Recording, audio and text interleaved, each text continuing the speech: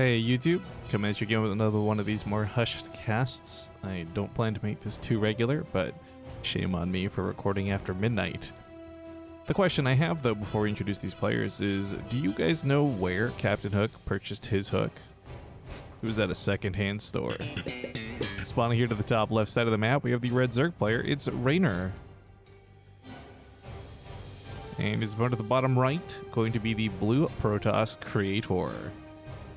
Now with this series of Homestory Cup replay casts, if you guys have any big requests on games you'd love to see me cast or cover that maybe you missed on the Homestory Cup stream, do leave some comments down below and let me know which players you want me to hunt down the replays of. However, otherwise I will be trying to grab some of the matches that they cast in the B stream, as they are more likely not have been seen or not have been viewed, as knowing firsthand the B stream gets a little bit less love than the main stream, but I believe there's a guy named Grant who is casting a lot of those games, so if you guys are really anxious, they are out there and available on Twitch. Big shout out to Homestory Cup for releasing these replay packs so quickly and swiftly after the event. Now, I love this matchup. PvZ, it's not my favorite, so what I mean is really the Korean versus foreigner dynamic. You've got somebody like Reynor who is definitely top of his class. You know, if it weren't for Cyril, he would definitely be rated as one of the best Zerg players in Europe, alongside a Laser and many others. But Creator, perhaps not the top tier Korean Protoss, he's not the Zests of the world, but he's still really good at this game. And in fact, I hosted some show matches with him not too long ago, and about 3 months back he was looking to be in pretty good shape. I gotta imagine he brought his game and his A game to Homestory Cup. But I'm going to be rooting for Reynor a little bit, I think, because of the foreigner dynamic. Plus, I just see Reynor playing a lot of my events. It's always great whenever I see Reynor on the brackets because I know he's going to play well. Hell, there was even an event not too long ago for one of our Momentum Cups where Reynor off-raced as Terran for the entire cup because he didn't want to give his Zerg builds away for WCS, but still wanted to play in a tournament. So I got to give a big shout out to this guy, and I will be cheering for him indubitably throughout all of this. Now, as I said in a previous cast, and I'll quickly recap here, I very intentionally avoided watching Homestory Cup to avoid spoilers, and while I do have access to the replay packs, I've done my best not to look at results and just kind of grab and replays at random. Again, mostly from the B stream, or at least the games that weren't cast on the main stage. Now, as the Stargate completes on the other side of the map, we're likely to see an Oracle, well, Phoenix, but into an Oracle. There's like this surgical move all Protoss tend to do, where you come across the map and lift up the Queen and let the Oracle try and do some damage. Although the Europeans I've been casting more recently have been a little bit more keen than just going straight to Oracles, but again, different play styles for different regions, and most importantly, different players. And it is, as predicted, going to be the Phoenix first. I like this though because it will also allow you to police the overlords around the map. Typically, Reynor is likely only going to have maybe 1 or 2 overlords out before speed's done. One over here, almost guaranteed for all Zerg players, no matter what the matchup is. And then sometimes 1 or 2 scattered, as we see Reynor doing right now. This one Phoenix will not fast kill the Overlord, but it will eventually kill the Overlord, and ideally try and prevent some scouting, but with speed finishing up just in the nick of time, 2 seconds to go, this Overlord should be able to scoot on into the main and see whether there's a bunch of gateways coming down behind us, or if it's just the Stargate. Unfortunately, the timing of the scout for Reynor won't reveal too much, but it is still some confirmation on things like gas counts and the fact that there aren't 5 more gateways sitting next to this, or in this case, the Twilight Council, which was just barely missed. But with another Overlord on the way, he should be able to scout this one. Oh, except the Phoenix is already on top of this. Very nicely done here by Creator. Good predictions on the follow-up. I mean, in fairness to him, it's pretty easy to guess where the second Overlord comes from most of the time. It's the opposite direction of where the first Overlord came from, but in this instance, this Overlord will be able to get to the main and sadly not confirm that Twilight Council. Oh, hang on, did he see it? I don't think he did. No, I didn't get to confront the Twilight Council, so he still doesn't know what tech path Creator's going to go down, but I mean, if we're being really honest, this matchup is not one of my favorites, not because I hate it, but it is also very predictable. I feel like these guys a lot of the time are just going to guess what's going on. Not exactly like the Forge Fast Expand days, but still, you know that this really goes one of 3 directions total, and in this case, it's going to be Resonating Glaives. One of the bigger details to scout for this for Reynor is just how dedicated this will be. You can go Resonating Glaives and have it not be an all-in, but typically if you go Resonating Glaives first, fast, and is there Chrono going into it? Gotta keep an eye on that. There we go. And with Chrono going into it, it's usually a little bit more dedicated. This won't be assisted by a Warp Prism, however, so if it is going to be about 7 or 8 Adepts, as you would predict, going across the map, then they will find themselves probably eventually gunned down by the Lings and the Queens. But their goal is usually to kill as many drones as possible before that ends up being the case. Reynor taking the fight to the other side of the field. Lings do dart over, but there's no way they can break through this wall, not in any kind of cost-effective manner. However, almost baited the Adept out of the wall. He really wanted to get up here, but nice SimCity setup out of Crater. A little bit of distraction over here in the main base. Reynor will not be hopping in there anytime soon, but the double robo follow-up to this is actually really interesting.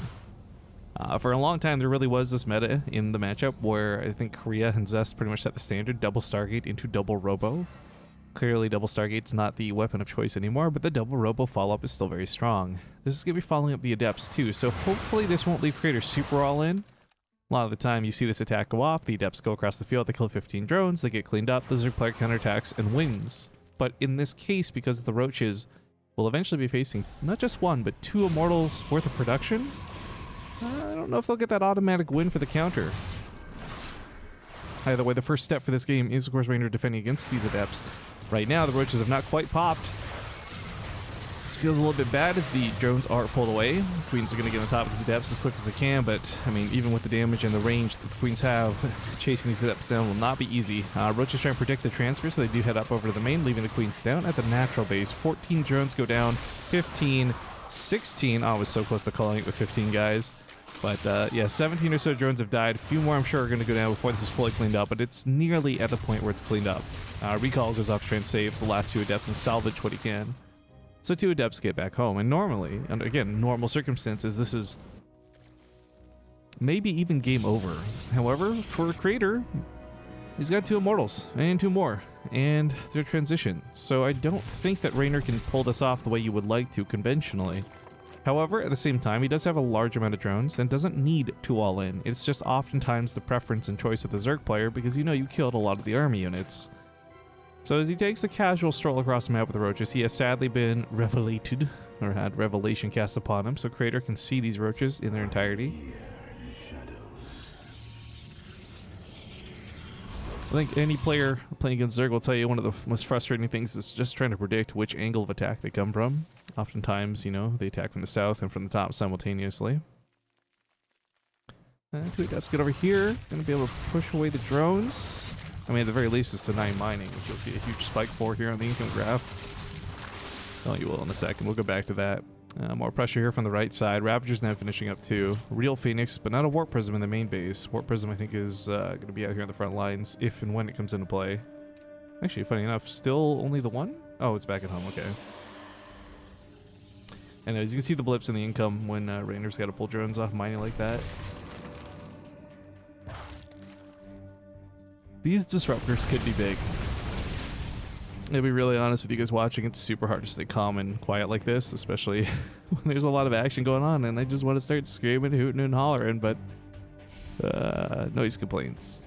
So with the disruptors coming out, this is a real hit or miss situation, and I don't mean a bad TikTok meme reference here. It's literally hit or miss. They're either going to hit the core of the army, kill like 4 Ravagers in each shot, or they're going to miss, barely grab the Lings.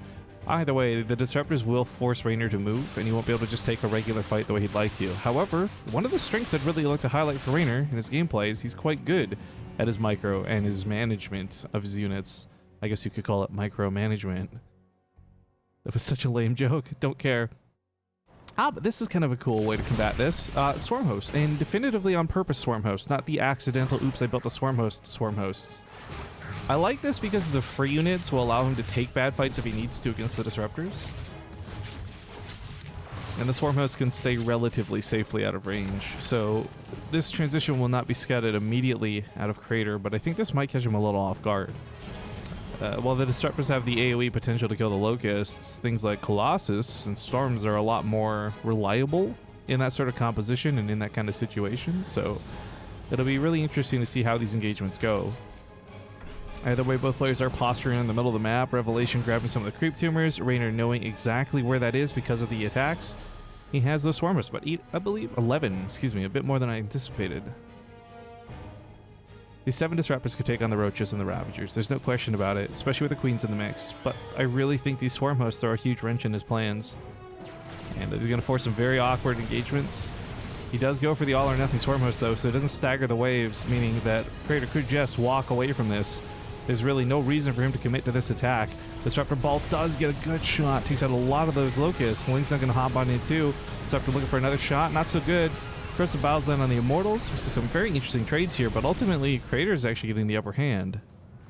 Now Reynor in a funny, he's got the upgrades going for him, which is usually the inverse. You see Protoss chrono those out, but upgrades be damned here if you can't actually fight with any of those swarm hosts. None of that +1 matters. A little rough around the edges right now. These locusts are about 3 seconds away from being used again. Now the big thing is, of course, oh, if he didn't just blink there, he could have walked away, but with blink now on cooldown, it's going to be a little bit more difficult to escape the swarm hosts. Ultimately does just end up walking away though, as predicted. That's the thing about these locusts. They're so powerful, they do so much damage, but they are so incredibly slow. If you really want to just avoid the army entirely, you can just quite literally walk away. This bought him some time to get some Colossus out, which I like quite a bit. Looks like, oh, I didn't even realize this game had, I guess, a disconnect in it. So what you just saw there was the blip of a recovered game. Again, not hiding anything, guys. These, of course, have been cast by replays. But okay, hopefully that blip didn't throw off their pacing too much. See this Corrosive Bowels landing on the Stalkers. Unfortunately, does eat about 2 of them. Feels a little bit bad. The Colossus count, though, not exactly super high, but it's enough. It just needs to be able to mow down those locusts a little bit more easily. The problem with the Disruptors is, while they are good in some situations that we've seen, actually, he's handled the first 2 waves of locusts very well. They are not as reliable, and they will not last as long. If you miss the shot, then you're screwed, but that's a lot of Banelings to look out for. On top of this, though, the Banelings also have to be careful. Without speed, they don't have the, well, the momentum or the health to actually get hits. The stalker count makes this a little awkward. You may even be thinking, like, why go Banelings against this? There's no Zealots, there's no Adepts. This is all armored units, but the thing is, if you get enough splash damage, it doesn't matter what type of unit it hits. Splash damage is always going to be good. Locust land here to barely get a shot off each. Kills like a stalker. Didn't look that effective. Gonna pull the drones out of the base. Nice call out of Reynor. There's a counterattack while this goes on. But 5 roaches on the other side of the field. Corrosive Bowels land, easy retreats. This stuff though, Reynor's Baneling Nest is right here too, so this goes down. That'll be the end of his Banelings. The roaches are getting some formidable damage done, but not enough to really bring Crater back home. Reynor's gonna circumvent this army with a swarm host and attack from a separate angle by the looks of things. They actually end up consequently dodging the revelation, so no scouting on this whatsoever, and it looks like he's not going to bring them home. He's actually going to go across the field, and he could safely launch them from out here and probably destroy this base, frankly. If you've never watched Locust on top of a Nexus, boy, they die stupid fast. And here we go. It's me! Yeah, just that focus fire on the cannon. Dragging the shield battery energy, allowing them to kill the Nexus. That's a wonderful snipe. Some stalkers here to the top right, not that threatening. Baneling's still a bit of a conundrum here as he's still continuing to invest in a lot of them. Again, the idea here is that if the Banelings connect to this army, they will do some pretty significant damage, but it's a big if. Between 7 Disruptors and 3 Colossus, it's very unlikely that those Banelings will get to connect the way he wants them to. Being this caught out in the middle of the map, but nothing too bad. Kind of expendable units. Alright, knocking Crater down from 4 bases to 3 isn't going to cripple the economy, but Reynor doesn't know that. As far as Reynor's concerned, based off his scouting information, Crater's now fighting on 2 bases, and he may be feeling very confident about this. But, dear viewer, you know and I know that there's a very oversaturated 4th base down here. Locust looking for another fight, whatever they can take. This time's going to trigger the actual run in here. Baneling's coming with this too. Nice dodge on the Disruptors. Trying so hard not to deal because Reynor just did some really cool micro tricks and even took out the Warp Prism with those Corrosive Bowels. Big kudos to our Italian Zerg. Usually these swarm hosts, which have been as ineffective as they have been in this game, don't see a lot of good use, but that distraction was great. Now he pulls the drones away, and I gotta be honest, guys, I'm having some super nostalgia from days of watching Impact and some of the other Koreans who would just be happy to sacrifice a base like this and transfer the drones away, because we all know it's more about the drone count than the actual hatchery count. Double expanding here while this goes on, to the bottom left and to the upper right to retake that base. Crater's army is really the one controlling the pacing of this game. Reynor constantly has to react and respond to him. He's not given the freedom to take another fight, but I mean, we're hitting critical mass here. For either player, like to lose all those swarm hosts, you're not going to replace those. To lose all the Colossus, the Disruptors, the Archons, that's too much gas. Like, if anyone here takes a one-sided fight, it's going to be game over. But if there's a possibility they trade, but let's be clear, that's unlikely. The Locusts, unfortunately, do get a little bit wasted here. Blink Stalker is going to just kind of walk away from them, and as they disengage, not take too much damage. But while this goes on, there was a Ling run by. I didn't see this, and neither did Creator, because Reynor's so good at this. Slips him by everything, and about 10 probes get picked off. He's not going to be able to deny a +3 weapon, sadly, but he'll grab a few more workers, hoping to distract. Oh, but ends up getting distracted himself. Oh no, those Swarmos right here on the front line.